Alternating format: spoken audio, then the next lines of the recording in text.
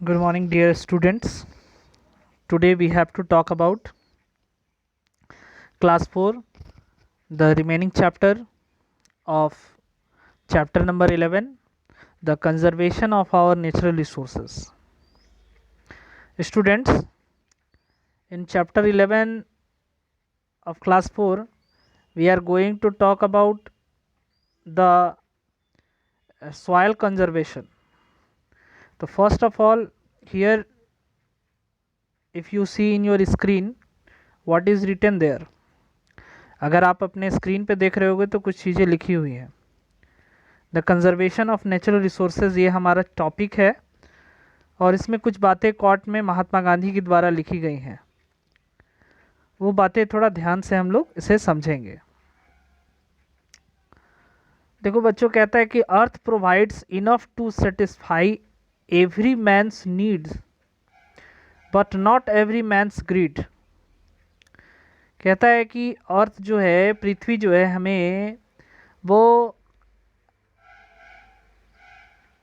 हमें मानव की संतुष्टि के लिए जो भी मानव की ज़रूरतें हैं उसको पूरा करने के लिए जो है पृथ्वी वो सारी चीज़ें उपलब्ध कराती है, मानव को सेटिस्फाई कराती है, संतुष्ट कराती है. But not every man's greed, लेकिन ये नहीं कि मानव के लालच को पूरा कराने की काम करती है.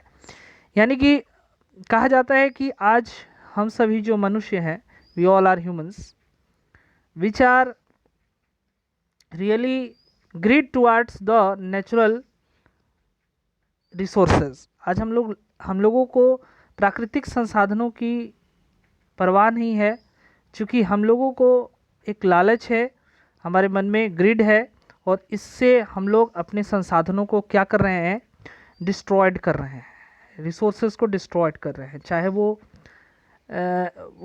डायरेक्टली रूप से प्राकृतिक संसाधन ही है जिसका मनुष्य बर्बाद कर रहे हैं, जिसे मनुष्य बर्बाद कर रहे हैं. और उसका कारण ये है कि द मैन्स ग्रिड, जो मनुष्य के अंदर जो लालच है वो. तो first of all, conservation of our natural resources, we have to first talk about the soil conservation. मृदा संरक्षण के बारे में अगर हम लोग पढ़े तो मृदा संरक्षण में सबसे पहला अगर बात आता है तो वो है कि कैसे अगर हम लोग मिट्टी कैसे बर्बाद हो रही है, या मिट्टी को बर्बाद करने या मिट्टी के थ्रेट, मिट्टी के अपघटक कौन कौन से हैं. तो पहला है सॉइल इरोजन, मृदा अपरदन, और दूसरा है सॉइल पोल्यूशन. पिछले क्लास में हमने बताया था कि मिट्टी जो है वो हमें भोजन देती है, क्योंकि we have to grow crops in the soil. हम लोग मिट्टी पर ही क्रॉप्स को ग्रो करते हैं, फसलों को उगाते हैं. Soil is the lifeline of trees and fruit which gives us fruits. But what is the reason behind it that the soil is to be destroyed? क्या ऐसे कारण हैं जिससे मिट्टी लगातार निरंतर जो है बर्बाद हो रही है?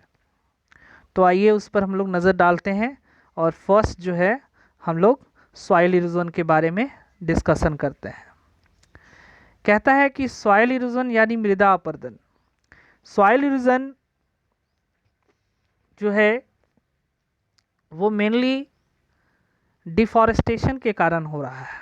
डिफॉरेस्टेशन यानी जिस प्रकार हम लोग पेड़ों को काट रहे हैं.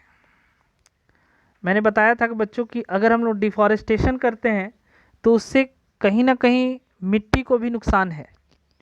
क्यों, मैंने सबसे पहला चीज़ बताया था कि ट्री जो है वो सॉइल को बाइंड करके रखता है, मिट्टी को पकड़ कर के रखता है, और कभी भी उसको लूजन नहीं होने देता है. और सबसे बड़ी बात कि अगर जहाँ पर ट्रीज़ है वहाँ पर के सॉइल जो हैं वो फर्टाइल्स होते हैं. जाहिर सी बात है कि अगर जहाँ पेड़ होंगे वहाँ पर मिट्टी की संख्या ज़्यादा होगी और मिट्टी जो है वो पेड़ों से बंध के रहते हैं। But when there are no trees, अगर हम डिफॉरेस्टेशन करेंगे तो पेड़ों को तो हम लोग काट रहे हैं। इससे क्या हो रहा है कि मिट्टी जो है वो अब पेड़ के साथ तो नहीं रही, वो लूजन हो गई। एंड एजेंट्स ऑफ इरोजन, और जो मिट्टी के अपघटन है, चूँकि मिट्टी तो अब लूजन हो गई, और मिट्टी को अपघटित करने वाले कारक बन जाएंगे पानी और हवा, वाटर एंड विंड। वाटर कहाँ से आएगा मिट्टी के ऊपर? रेन वाटर, और विंड जो नेचुरल एयर जो चलेगी। ये दोनों कारणों से जो हमारे पृथ्वी के ऊपर वाले सतह में जो मिट्टी है जिससे पेड़ों को काट दिया गया, वो क्या होने लगेंगे? बहने लगेंगे, और बहने के कारण वह मिट्टी क्या हो जाएगी? The soil will be infertile. मिट्टी क्या हो जाएगी? अनुपजाऊ हो जाएगी। एंड अफेक्ट एग्रीकल्चर, और कहीं न कहीं एग्रीकल्चर को प्रभावित करेगी, और जिससे leading to a shortage of food, जिससे कि भोजन में कमी आएगी। ठीक है, तो चूँकि हमारा जो भारत देश है वहाँ पर एग्रीकल्चरल कंट्री माना जाता है, और यहाँ पर ज़्यादातर लोग फार्मर्स हैं जो एग्रीकल्चर प्रोडक्शन करते हैं और ग्रो करते हैं क्रॉप्स, और उसके लिए वे मिट्टी पर, पानी पर निर्भर करते हैं। और जब पेड़ नहीं रहेंगे तो मिट्टी बाइंड नहीं रहेगी, और फिर मिट्टी अपघटित होते रहेगी, तो फिर वहाँ पर एग्रीकल्चर करना संभव नहीं हो पाएगा। तो सबसे पहला कारण तो सॉइल इरोजन हुआ, the लूजन of the top most layer of the soil by the erosion of and by the agent of air and water, that is called soil erosion. This is the negative point of the soil which makes the soil infertile and affect the agriculture. Okay, next point कहता है soil pollution, मृदा प्रदूषण। पहला कारण तो मृदा अपरदन हुआ, दूसरा हुआ मृदा प्रदूषण। मिट्टी में पॉल्यूशन हम लोग कैसे फैला रहे हैं? देखिए, सॉइल इरोजन का भी मेन कारण नेचुरल फेनोमेनन नहीं है। नेचुरल कारणों से, प्राकृतिक घटना नहीं है ये सॉइल इरोजन। प्राकृतिक के द्वारा नहीं होती है, ये मानव ही के द्वारा होती है। क्योंकि मानव जब जिस प्रकार डिफॉरेस्टेशन करता है तो उससे सॉइल इरोजन होता है। उसी तरह सॉइल पोल्यूशन भी मानव के द्वारा ही हो रहा है, क्योंकि जो प्रकृति हमें जीने के लिए जो संसाधन दे रही है, हमें जो दे रही है, वो अपने संसाधनों को कैसे नुकसान कर सकते हैं? कोई व्यक्ति अपने बच्चों का कैसे नुकसान कर सकता है?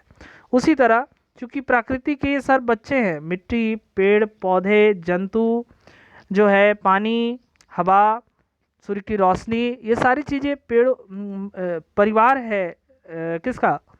जो है वो नेचुरल रिसोर्सेज का। और नेचुरल रिसोर्सेज अपने परिवार को कैसे नुकसान पहुंचा सकता है? आगे चलते हैं, सॉइल पोल्यूशन के बारे में पढ़ेंगे। When garbage and industrial waste, जब हम लोग कूड़े कचड़े को या उद्योग से निकलने वाले कचड़े को मिट्टी के अंदर डंप करते हैं, डालते हैं, जिससे मृदा प्रदूषण पनपता है, मिट्टी प्रदूषित होती है। Pollution of soil also leads to pollution of ground water. मृदा प्रदूषण से जमीन के अंदर जो पानी होती है वह भी कहीं ना कहीं प्रदूषित होती है। क्योंकि आज हम लोग क्या करते हैं, पॉलीथीन बैग्स को या घर से निकलने वाले वेजिटेबल पील्स हो गए, यानी कि सब्जियों के जो छिलके हो गए या अन्य जो वेस्टेज हो गए, जो हम लोगों के घर से डेली डोमेस्टिक वेस्टेज निकलते हैं, उसको या तो हम लोग मिट्टी के ऊपर फेंक देते हैं, बाहर में कहीं मिट्टी के ऊपर फेंक देते हैं, या ज़मीन के अंदर डंप करते हैं। मिट्टी के ऊपर फेंकते हैं तो भी टॉप लेयर ऑफ सॉइल खराब होता है, मिट्टी के अंदर गाड़ते हैं तो भी कहीं ना कहीं ज़मीन के अंदर जो है वो पॉल्यूशन का काम करता है सॉइल के लिए, और ग्राउंड वाटर के अंदर चला जाने के बाद वो ग्राउंड वाटर को भी पॉल्यूट कर देता है। तो ये एक सॉइल पॉल्यूशन कहलाता है। ये दोनों चीज़ें कहीं ना कहीं हमारे सॉइल को डिस्ट्रॉयड करने में लगी हुई हैं। चलिए आइए अब हम लोग देखते हैं कि किस तरह हम लोग कंजर्वेशन करें, मिट्टी को कैसे बचाएं, मिट्टी को कैसे संरक्षित करें, सुरक्षित रखें। तो सबसे पहला टॉपिक कहता है सम बेसिक वेज, कुछ ऐसे आधारभूत तरीके हैं we have to conserving soil, जिससे कि हम लोग मृदा को, मिट्टी को बर्बाद होने से बचा सकते हैं, संरक्षित रख सकते हैं। फर्स्ट कहता है we should plant more and more trees, that is afforestation. सबसे पहला और मेन तरीका तो यही है कि आप एफॉरेस्टेशन करिए, जितना ज़्यादा हो सके planting more and more trees करिए, पेड़ों को ज़्यादा से ज़्यादा लगाइए। The roots of the plants, जिससे पौधे के जो जड़ें हैं वो मिट्टी को एक साथ होल्ड रखेगी, अपने साथ जोड़े रखेगी, एंड जिससे कि मृदा अपरदन होने से बचा जा सकता है, सॉइल इरोजन की स्थिति पर कहीं ना कहीं हम लोग उस पर काबू पा सकते हैं। ये याद रखें बच्चों कि जितने पेड़ों को आप काटते हैं उतने ही पेड़ अगर आप फिर से काउंट करके लगा दो तो कहीं ना कहीं इन्वायरमेंट भी हमारा बैलेंस कर जाएगा, और जो सॉइल इरोजन हो रहा है वो भी कहीं ना कहीं बैलेंस हो जाएगा। तो कहा ही गया है कंजर्वेशन का मतलब ही है कि wisely and carefully use our resources. Wisely यानी कि बुद्धिमानी तरीके से और बड़े ही ध्यान से हम लोग जब संसाधन का उपयोग करते हैं तो उसे ही कंजर्वेशन कहते हैं। दूसरा स्टेप कहता है, पहला स्टेप तो हुआ एफॉरेस्टेशन, कुल मिला के देखा जाए ओवरऑल तो पहला पॉइंट कहता है कि आप एफॉरेस्टेशन करिए। जिस प्रकार डिफॉरेस्टेशन हो रहा है आप एफॉरेस्टेशन करिएगा, सॉइल इरोजन पे काबू का पा पाइएगा। सेकेंड पॉइंट कहता है बच्चों कि the government should restrict the cutting of trees and clearing of forest. जिस प्रकार हम लोग फॉरेस्ट कंजर्वेशन में पढ़े थे कि सरकार आज जो भी पेड़ पौधे हैं उनका घेराव कर रही है और उसे रिस्ट्रिक्टेड एरिया में चेंज कर रही है।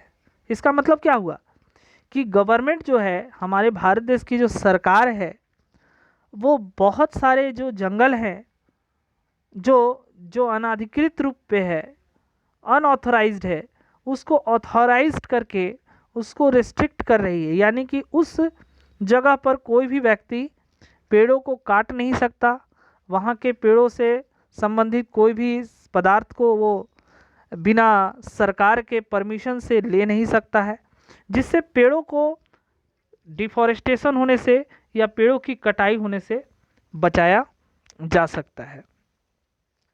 तो ये गवर्नमेंट के द्वारा शुरू किया गया एक बहुत अच्छा स्टेप है। नेक्स्ट पॉइंट कहता है students, farming should be practised using scientific method that do not cause any harm to the soil. कहता है कि अगर हम लोग एक साइंटिफिक मेथड से, अगर हम लोग एक वैज्ञानिक तरीके से फार्मिंग करें, अगर हम लोग बहुत सारे ऐसे जो है मैन्योराइजेशन होते हैं, गाय के गोबर का अगर हम लोग फर्टिलाइज़र का उपयोग करें, मैन्योर करें, तो हमें खेती में काफ़ी सहायता मिलेगी। नेक्स्ट पॉइंट कहता है कि डोमेस्टिक एंड इंडस्ट्रियल वेस्ट, घरेलू और उद्योग से निकलने वाले जो वेस्ट हैं जो व्यर्थ पदार्थ हैं उसे हम लोगों को बाहर में ऐसे ही खुले नहीं फेंकना चाहिए। उसे प्रॉपरली अच्छे तरीके से उसे एक सीमेंट का चैम्बर बना के या कुछ इस तरह से बना करके और उस पर वहाँ पे डिस्पोज करने से हमारा मिट्टी जो है पॉल्यूट नहीं होगा। इस तरह से हम लोग कंजर्वेशन ऑफ सॉइल को टॉपिक को समझे कि कैसे आखिर में आज हमारा मिट्टी जो है वो डिस्ट्रॉयड हो रहा है और कैसे मिट्टी को बर्बाद होने से बचाया जाए, है ना। नेक्स्ट कहता है स्टूडेंट एनर्जी कंजर्वेशन, ऊर्जा संरक्षण। ऊर्जा संरक्षण क्या है? Energy conservation, what is energy conservation? First of all, we have to talk about energy conservation, the definition of energy conservation. तो ऊर्जा संरक्षण के बारे में अगर हम लोग पढ़े तो समझेंगे कि ऊर्जा क्या है। सबसे पहले एनर्जी का definition, the capacity to do work is called energy. काम करने की क्षमता प्रदान करने वाली चीज ही ऊर्जा कहलाती है। अगर हम भोजन करते हैं, सपोज डैट एक एग्जाम्पल के तौर में ले, उदाहरण के रूप में, कि अगर हम जब भोजन करेंगे तो हमारे शरीर में ऊर्जा का संचार होगा और हम लोग कोई भी काम को कर सकेंगे। और अगर हम लोग भोजन नहीं करेंगे तो हमारे शरीर में एनर्जी नहीं फॉर्म करेगा और हम लोग किसी भी वर्क को कंप्लीट नहीं कर पाएंगे। तो सबसे पहले बात यह है कि एनर्जी को कंजर्व कैसे किया जाए और कौन कौन से एनर्जी होते हैं उसको भी आइए देखेंगे। कहता है कि एनर्जी रिसोर्सेज, ऊर्जा संसाधन, energy resources can be classified into two kinds.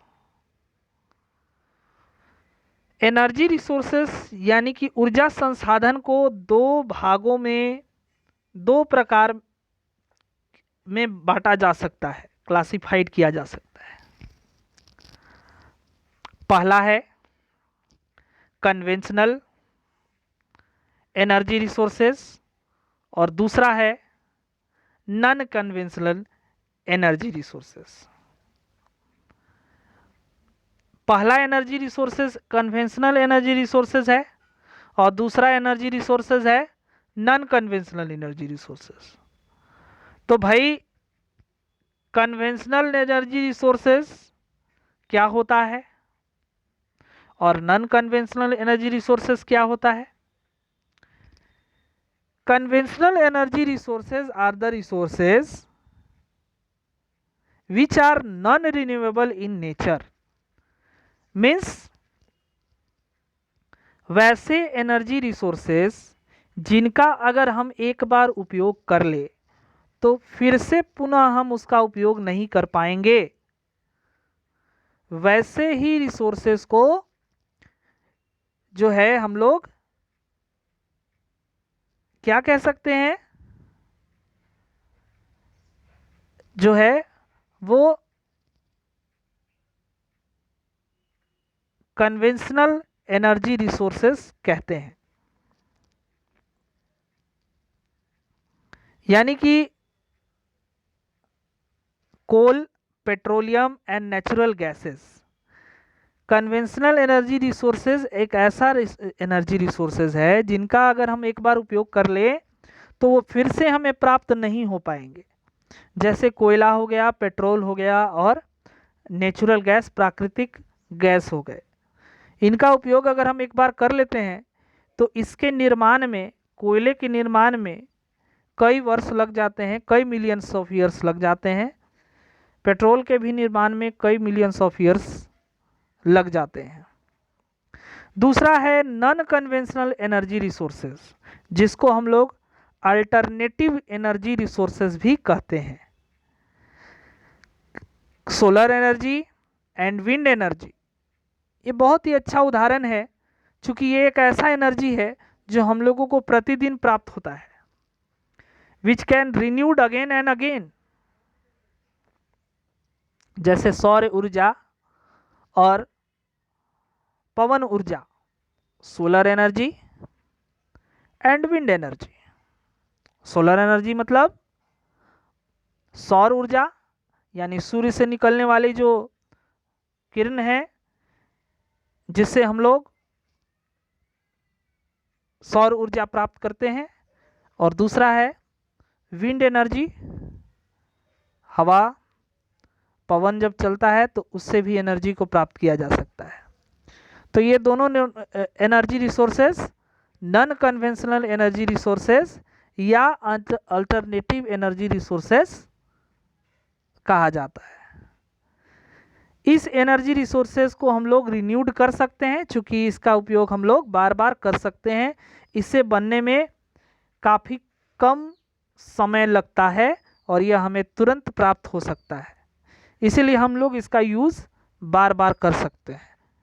लेकिन यह भी एक सीमित अवस्था में ही है बच्चों, इसीलिए इसका भी हम लोगों को वेस्टेज नहीं करना है, क्योंकि जब हम लोग इस चैप्टर में पढ़ रहे हैं तो सिर्फ और सिर्फ हमारे माइंड में कंजर्वेशन रहना चाहिए, वेस्टेज नहीं आना चाहिए। तो next time we students talk about the ways of conserving energy resources. तो आप तैयार रहोगे, इसका एक पैराग्राफ और पढ़ाना है, और फिर हम लोग और भी अच्छे से इसको एक बार फिर से रिवीजन कर लेंगे, और इससे रिलेटेड जो भी क्वेश्चन आंसर रहेगा वो आपको बताया जाएगा। तो thank you and have a nice day. Thank you to all.